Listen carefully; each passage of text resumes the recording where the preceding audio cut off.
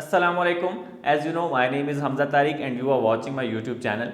आज की इस वीडियो में हम कैपिटल बजटिंग की एक्सरसाइज में से क्वेश्चन नंबर 16, 17 एंड 18 को करेंगे, जो कि आईआरआर और एनपीवी के क्वेश्चंस हैं। देखते हैं उनको सॉल्व करते हैं किस तरह के क्वेश्चंस हैं। उससे पहले आपको उस्ताद एकेडमी का चैनल का लिंक शो हो रहा होगा, इसको जल्दी से सब्सक्राइब करें, अपने फ्रेंड के साथ शेयर करें। इसमें बहुत सारे अकाउंटिंग फाइनेंस के लेक्चर्स हैं। तो विदाउट वेस्टिंग आवर टाइम अपने इन क्वेश्चंस को सॉल्व करते हैं। So let's begin.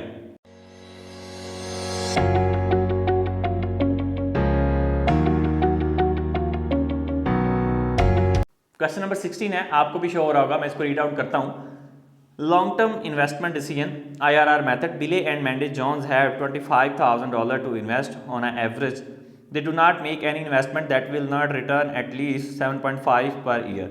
They have been approached with an investment opportunity that requires $25,000 upfront and has a payout of $6,000 at the end of each of the next 5 years.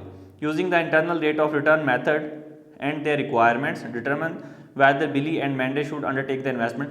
आपको एक investment है जिसमें 25,000 invest करना पड़ेगा और 7.5% आपको उसकी कॉस्ट पड़ेगी, कैपिटल कॉस्ट। तो आपने फाइंड आउट करना है कि क्या इस इन्वेस्टमेंट में आपको इन्वेस्ट करना सही रहेगा या नहीं रहेगा, और आपको हर साल कितने मिल रहे हैं, $6,000 आपको मिलेंगे। तो आपको ये चेक करना है कि ये वाली इन्वेस्टमेंट में IRR आपको सही मिल रहा है, रिक्वायर्ड रेट ऑफ रिटर्न आपका उतना ही आ रहा है या नहीं आ रहा। तो ये आप किस तरह से फाइंड आउट करेंगे। IRR का क्वेश्चन है सेम, और आपको जो है वो डिफरेंट कैश फ्लोज नहीं है, सेम कैश फ्लोज है। तो बहुत ही आसान क्वेश्चन है। क्वेश्चन नंबर 16 है हमारे पास, इसको हम सॉल्व करेंगे।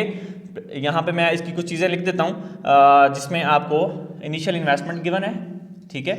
इनिशियल इन्वेस्टमेंट आपको कितनी गिवन है, 25,000।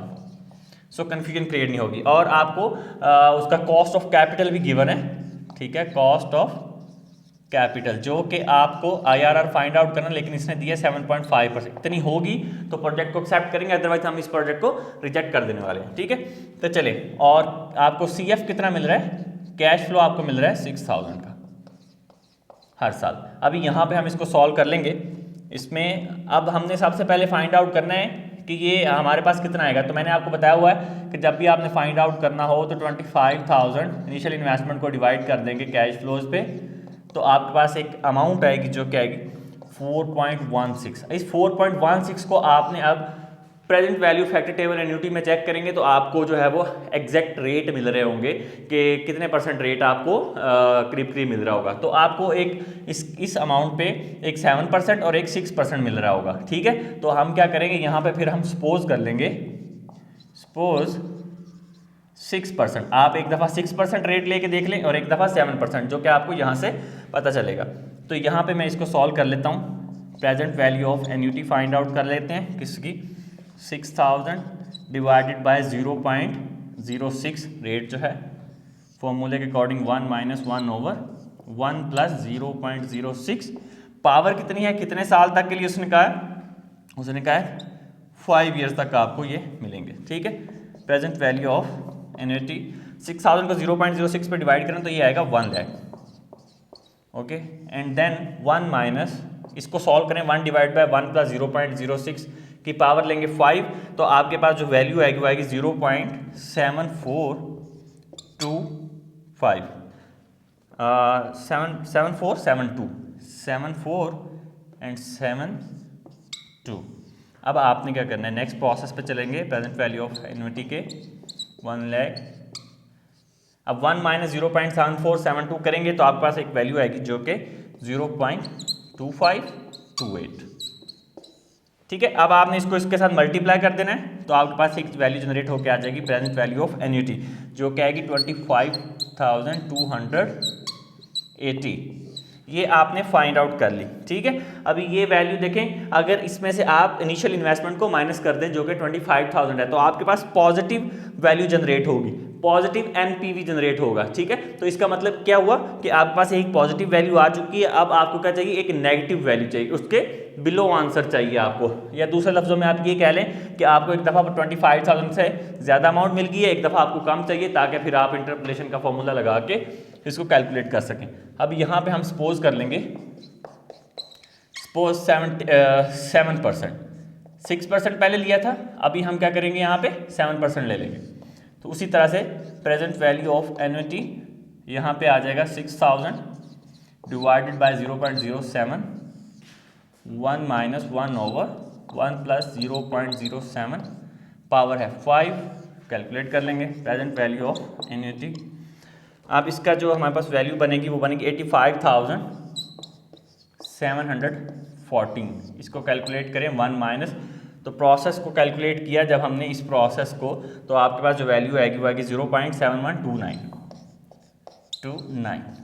नेक्स्ट प्रोसेस पर चलेंगे। Present value of annuity 85,714। अब इसको माइनस करेंगे, तो माइनस करने के बाद आपके पास वैल्यू आएगी 0.2870।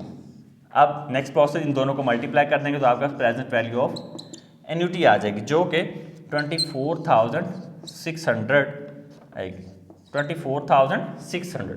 ठीक है, तो ये एक वैल्यू आपके पास जनरेट होके आ गई। अब ये देखें, ये वैल्यू 25,000 से क्या है, बिलो आ रही है। अगर इसको माइनस करें तो आपके पास जो है वो नेगेटिव एनपीवी जनरेट होगा।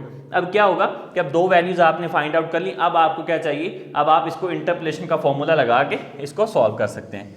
यहाँ पे अगर मैं इसको इंटरपोलेशन करूँ, इंटरपोलेशन का हम लगाएंगे फॉर्मूला। क्या होता है, लोअर रेट होता है। लोअर रेट आपके पास कौन सा है, 6%।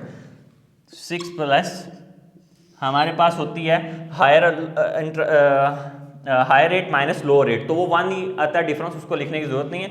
तो हायर अमाउंट आपके पास आएगी माइनस इनिशियल इन्वेस्टमेंट आएगी। अब हायर अमाउंट 25,280 माइनस करेंगे इनिशियल इन्वेस्टमेंट। इनिशियल इन्वेस्टमेंट कितनी है, 25,000। ओके, अब हम नीचे डिवाइड किस पे करेंगे, हायर अमाउंट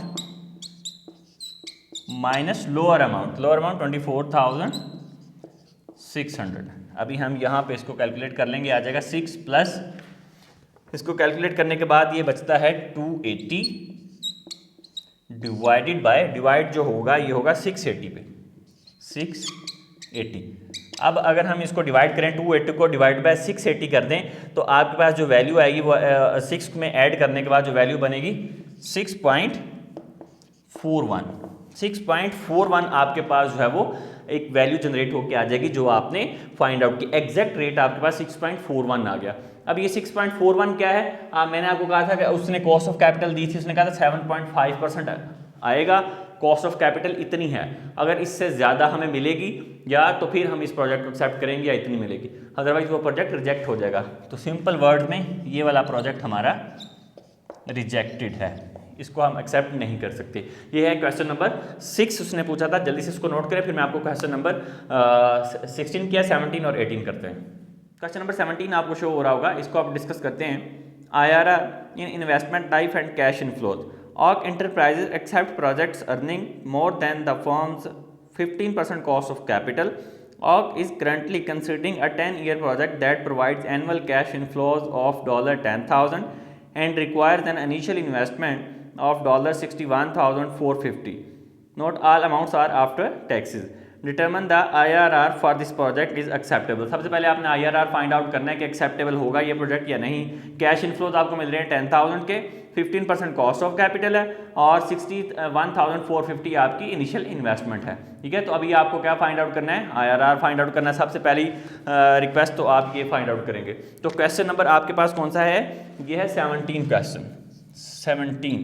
तो इसको फाइंड आउट कर लेते हैं। सबसे पहले हम यहाँ पे लिख लेंगे इनिशियल इन्वेस्टमेंट ताकि हमें आसानी रहे। 61,450। उसके बाद कॉस्ट ऑफ कैपिटल भी गिवन है, कॉस्ट ऑफ कैपिटल जो कि है हमारे पास उसने बताई है आपको 15% की। ठीक है, तो अगर इतना होगा तो आप उस प्रोजेक्ट को एक्सेप्ट करोगे, अदरवाइज वो प्रोजेक्ट आपका रिजेक्ट हो जाएगा। और उसके बाद आपको नंबर ऑफ ईयर्स आपको 10 गिवन है, कैश फ्लो कितना गिवन है, CF गिवन है आपको जो कि 10,000 का। चलिए, ये कुछ चीज़ें हैं जो क्वेश्चन में गिवन थी, ये मैंने लिख दी, आपको शो भी हुआ होगा। अभी हम क्या फाइंड आउट करने जा रहे हैं। अभी सबसे पहले तो जो मेथड हम यूज़ करते हैं, आप देखें 61,450 को आप डिवाइड करें, किस पे डिवाइड करेंगे, 10,000 इनिशियल इन्वेस्टमेंट पे, कैश फ्लोज पे। तो आपके पास एक वैल्यू आएगी, उस वैल्यू को आपने क्या करना है, चेक करना है। कहाँ जाके चेक करना है, आपने फैक्टर टेबल में जाके चेक करना है। तो मैंने चेक किया तो मेरे पास जो वैल्यू बन के आ रही है वो तकरीबन 10 के राउंड अबाउट आ रही है, ठीक है। Like for example 10%। मैंने रेट ऑफ इंटरेस्ट चेक किया तो जो वैल्यू बनती है 6.145 राउंड अबाउट इतनी वैल्यू बनती है। उस वैल्यू को अगर मैंने चेक किया तो मुझे 10% वहाँ पे एग्जैक्ट रेट मिल रहा है। तो मैं क्या कर रहा हूँ, सपोज कर रहा हूँ, यहाँ पे सपोज कर रहा हूँ, ट्रायल एंड एरर मेथड है हमारे पास कि 10% मैं ले रहा हूँ इसकी जो IRR सपोज किया मैंने। यहाँ पे हम इसको फाइंड आउट करेंगे, present value of annuity 10,000 divided by 0.1, 1 minus 1 over 1 plus 0.1 की पावर आएगी 10। नंबर ऑफ ईयर्स कितने हैं, 10। तो present value of annuity divide करने पे हमारे पास वैल्यू आती है 1 lakh 10 lakh, okay. And then हम 1 लाख के बाद 1 माइनस इस पूरे प्रोसेस को सॉल्व किया, इस प्रोसेस को सॉल्व किया तो आपके पास जो वैल्यू आई वो आई 0.3855, 385 एंड 5। अभी हम क्या करने वाले हैं, present value of annuity 1 lakh, अब इसको हम माइनस करेंगे, एक वैल्यू आपके पास आएगी 0.6145। अभी प्रेजेंट वैल्यू ऑफ मल्टीप्लाई कर देंगे इनको 1 लाख को 0.16145 से, तो आपके पास वैल्यू आएगी 61,450। तो यही वैल्यू आपके पास जनरेट होके आ गई है 10% पे, ठीक है। तो अब हमने क्या किया है कि ये जो वैल्यू आई है ये सेम वही वैल्यू आ रही है 61,450। इसका मतलब हमें कितना इंटरेस्ट रेट मिल रहा है, 10% इंटरेस्ट रेट मिल रहा है। तो क्वेश्चन में क्या स्टेट करता है कि अगर कॉस्ट ऑफ कैपिटल उसको 15% पड़ रही है, इसका मतलब हम इस प्रोजेक्ट को एक्सेप्ट नहीं करने वाले, क्योंकि हमारा जो IRR है वो कम आ रहा है उसकी कॉस्ट ऑफ कैपिटल से। तो हमारा क्राइटेरिया ये कहता है कि अगर IRR हमारा कम आएगा तो उस प्रोजेक्ट को हम रिजेक्ट कर देंगे। तो अकॉर्डिंग टू दिस कि ये प्रोजेक्ट हमारा क्या हो जाएगा, रिजेक्टेड, ठीक है। चलें, एक चीज़ तो कवर हो गई कि ये 10% पे ही आ गया, दूसरा रेट हमें कुछ सपोज ही नहीं करना पड़ा, ठीक है, क्योंकि उसकी जो वैल्यू है वो डायरेक्ट वही निकल के आ रही थी। अभी जो बी वाली ट्रांजैक्शन है उसको देख लेते हैं। उसमें वो कहता है assuming that the cash inflows continue to be 10,000 per year, how many additional years would the flow have to continue to make the project acceptable, that is to make it have on an IRR of 15%। उसने अब rate of return जो है वो 15% दे दिया है, cash flow उसने कहा 10,000, और पूछ रहा है कि कितने और साल लगेंगे, अगर 15% इंटरेस्ट रेट हो तो हमें कितने और साल लगेंगे इस प्रोजेक्ट को एक्सेप्ट करने में। आपने अब number of years find out करने हैं, जो कि हम टाइम वैल्यू ऑफ मनी में नंबर ऑफ टाइम्स हम फाइंड आउट कर चुके हुए हैं। सिंपली मैं आपको बता देता हूँ, आपने क्या करना है, ये जो वैल्यू आपने जिस तरह से लिखी है, जस्ट इन केस 61,450 को 10,000 पे आपने डिवाइड किया, आपके पास एक वैल्यू आ गई, ठीक है। अभी हम सपोज कर रहे हैं हम इसको अगर डिवाइड करें तो हमारे पास आ गई 6.145। ये वैल्यू जो आपके पास आई है इसको अब आप अगर जाके फैक्टर टेबल एन्युटी में चेक करेंगे तो आपके पास जो नंबर ऑफ ईयर्स आ रहे हैं वो राउंड अबाउट आ रहे हैं 18, ठीक है, 18 के पास आ रहा है और एक 19 रेट मिल रहा है। एन जो है वो आपको इस तरह से रेट मिल रहा है, एन जो है वो और 19%, ये नंबर ऑफ ईयर्स आपको मिल रहे हैं। तो अगर आप इसको कैलकुलेटर से सॉल्व करो जिस तरह से मैंने आपको मेथड बताया हुआ है, टाइम वैल्यू ऑफ मनी के अंदर बहुत सारे मैंने क्वेश्चंस करवाए हुए हैं, तो आपको जो रेट मिलेगा वो 18.23 मिलेगा।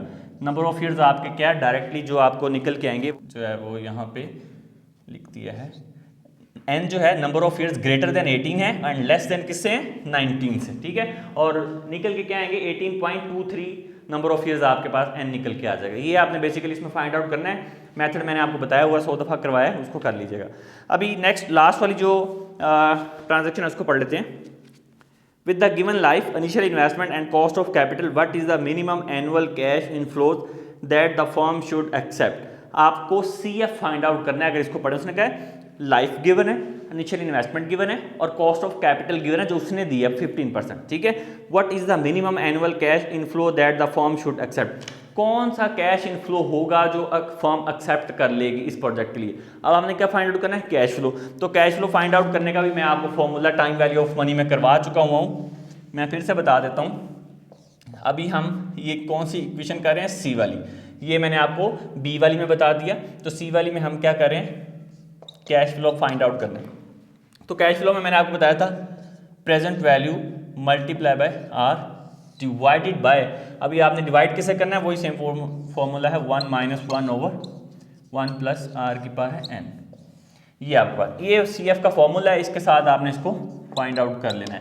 प्रेजेंट वैल्यू आपको गिवन है 61,450 according to multiply by r, r आपको उसने 15% दिया हो 0.15 divided by same 1 - 1 over 1 plus 0.15, power कितनी आ जाएगी, नंबर ऑफ ईयर्स उसने कितने दिए हुए हैं, आई थिंक सो 10 दिए हुए हैं, नंबर ऑफ ईयर 10, यस 10, ठीक है।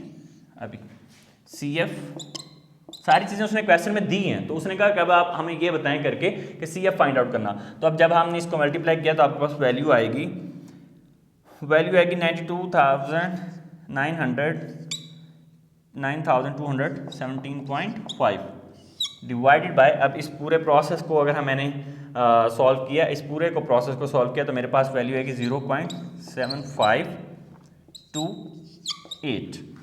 तो सी एफ मेरे पास आ जाएगा डिवाइड करने के बाद 12,244। ये मैंने फाइंड आउट कर लिया। इतना जो है हमें कितना मिल रहा है 10,000, तो हमें कितना एक्सेप्ट करना है 12,244। अगर हमें कैश इन्फो मिलेगा तो हम इस प्रोजेक्ट को एक्सेप्ट कर लेंगे। दैट इज द थिंग जो हमने इस क्वेश्चन के अंदर क्वेश्चन नंबर 17 में फाइंड आउट करनी थी। जल्दी से इसको नोट करें, फिर मैं आपको क्वेश्चन नंबर 18 करवाता हूँ। अब हम डिस्कस करेंगे क्वेश्चन नंबर 18 को, आपको शो भी हो रहा होगा, एनपीवी एंड आईआरआर का क्वेश्चन है। Benson designs has prepared the following estimates for a long-term project is considering the initial investment is $18,250 and the project is expected to yield after-tax cash inflows of $4,000 per year for 7 years. The firm has a cost of capital 10%. एक company है जिसमें आपको 4,000 7 साल तक आपको cash flows मिलेंगे and 18,250 उसकी initial investment है, 10,000 कॉस्ट ऑफ कैपिटल है। फाइंड आउट क्या करना है, determine the net present value for the project. सबसे पहले आपने net present value find out करनी है उसकी, तो पहले हम नेट प्रेजेंट वैल्यू ही इसकी फाइंड आउट करेंगे, उसके बाद फिर हम नेक्स्ट मूव करेंगे। तो सी एफ मैंने लिख दिया 4,000 है, इसकी कुछ चीज़ें जो हैं वो एन लिख दिया हमने, 7 ईयर्स आपको उसने दिया है, और कॉस्ट ऑफ कैपिटल कितनी है, कॉस्ट ऑफ कैपिटल आपको जो गिवन है वो है 10%। अभी हम यहाँ पे इसकी net present value find out कर लेते हैं। जो ए रिक्वायरमेंट हमने फाइंड आउट करनी है, ए, इसमें हमने net present value find out करनी है, एनपीवी। एनपीवी फाइंड आउट करने के लिए हमारे पास क्या फॉर्मूला है, वही सेम, मैं रिपीट नहीं कर रहा, यहाँ पे लिख रहा हूँ डायरेक्टली। कैश फ्लोज आएंगे 4,000 डिवाइडेड बाय आर से डिवाइड करते होते हैं 0.1 आ जाएगा, 1 - 1 ओवर 1 प्लस 0.1 की पावर आएगी 7 ईयर्स हैं, तो ये आ गया।